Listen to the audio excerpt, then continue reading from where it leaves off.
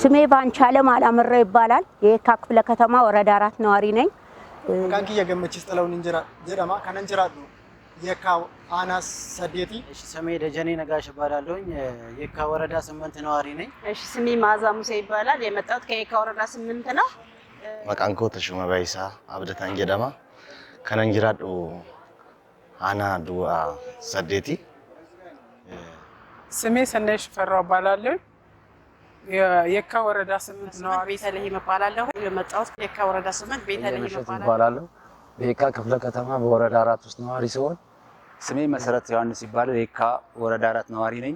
የዘንድሮ ምርጫ በጣም ደስ የሚል ሰው በሌሊት በነቂስ ወጥቶ ከ10 ሰዓት ጀምሮ ሰልፍ የያዘና ሰልፉን በተረጋጋ መንገድ ሰው እየገባ ድምጹን በደስተኝነት የሰጠበት ነው። ሌላም የምርጫ አስፈጻሚዎችም በሌሊት የእንትኑን እንደገና እስከ 6 ሰዓት ይራዘም በሚል ተቀበለ። እስከ 6 ሰዓት ድረስ ደስ በሚል ሁኔታ ህዝቡ ሰዓቱን ጠብቆ መጥቶ ድምጹን የሰጠበት ነው። በጣም ደስ የሚልና የተረጋጋ በጣም ጸጥታው የሰፈነ በጣም ደስ የሚል ምርጫ ነው የተካሄደው።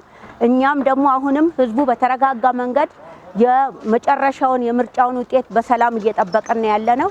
እኔም በዚህ በሰባተኛው ዙር ምርጫ በጣም ደስተኛ ሆኜ የህዝቡን ዲሞክራሲ መንግስትም ይህንን ዲሞክራሲ እንዳሰፈነና ህዝቡ በዲሞክራሲ ያመነ መሆኑን ያየውበት ነው።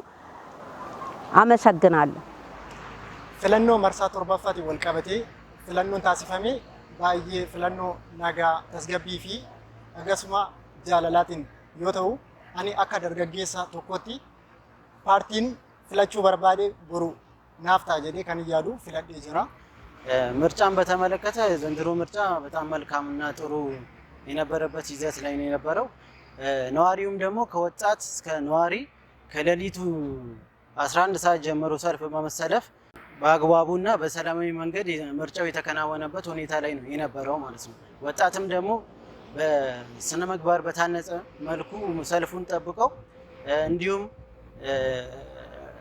ነዋሪዎቹን አቅመ ደካማ የሆኑትን ወደፊት በማስቀደም ሰልፉን ጠብቆ ምርጫውን ያከናወነበት ሁኔታ ላይ ነው የነበረው።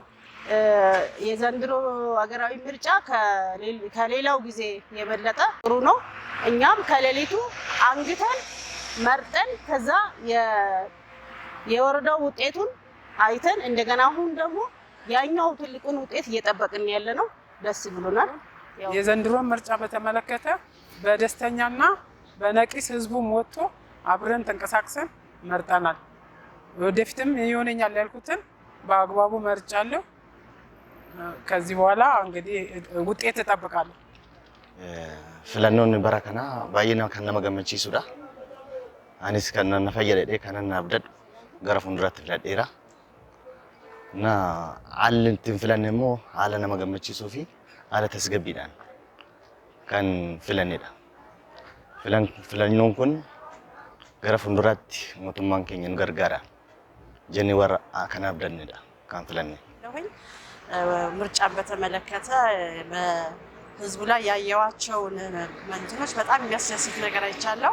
ለዛ ምርጫ ተሳታፊ በመሆኔ በጣም ደስተኛ ነኝ። በየዞሩ ያየናቸው የምርጫ መልሶች በጣም እንትን ይላሉ። እየጠበቅን ነው በጉጉት ምርጫውን ለማየት እና ደስተኛ ነኝ። ህዝቦቹም በጣም ያስደስታሉ። በነቂስ ወጥተው ሲመርጡ የነበረው አመራረጥ ከሌሊቱ 11 ሰዓት እስከ ምሽቱ 6 ሰዓት ድረስ ያለው የህዝቡ ተሳትፎ በጣም ልዩ ነበርና በጣም ተደስቻለሁ። የዛ አንዱ ተካፋይ በመሆኔ ደስ ብሎኛል። ቀጣይ አመት በጉጉት የምንጠብቃቸው ብዙ ነገሮችን ለማየት በመድረሴ አመሰግናለሁ።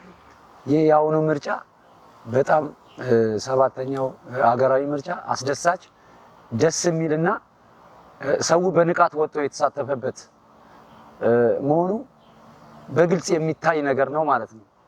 ሁሉም ሰው ከ9 ሰዓት ጀምሮ እኔ ራሴ ከ9 ሰዓት ጀምሬ ብርዱንም ሁሉንም ችዬ ከ9 ሰዓት ጀምሮ ነበረ ለመምረጥ የወጣሁት ማለት ነው።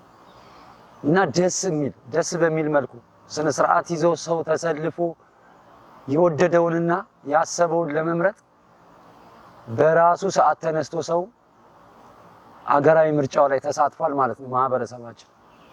እኔ ግን በጣም ነው ደስ ያለኝ።